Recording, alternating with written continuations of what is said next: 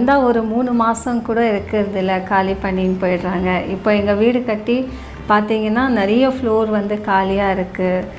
சில பேர் அப்பார்ட்மெண்ட்டு கட்டி விட்டு இருக்காங்க, நிறைய பேர் வரல அப்படின்னு சொல்லி ரொம்ப பேர் வந்துக்கு இந்த பதிவு சொல்லுங்கம்மா அப்படின்னு கேட்டிருந்தீங்க. இப்போ வந்து வீடு வந்து இந்த மாதிரி காலி பண்ணிட்டு போயிட்டாங்க. ஏன்னா ஒரு வீட்டில் பார்த்திங்கன்னா அவங்க குடி வந்த பிறகு அவங்களுக்கு வந்து ரொம்ப கஷ்டம் வரும். ரொம்பவே வீட்டில் தானிய செல்வம் எதுவுமே தங்காத நிலையில் போயிடும். உடனே அவங்க என்ன செய்வாங்கன்னா வீடு காலி பண்ணின்னு போவாங்க. ஏன்னா வாடகை வீடு இருந்தாலும் சரி, நீங்கள் சொந்த வீடு இருந்தாலும் சரி, வாஸ்து பிரகாரம் கட்டுனீங்கன்னா ரொம்ப நல்லது.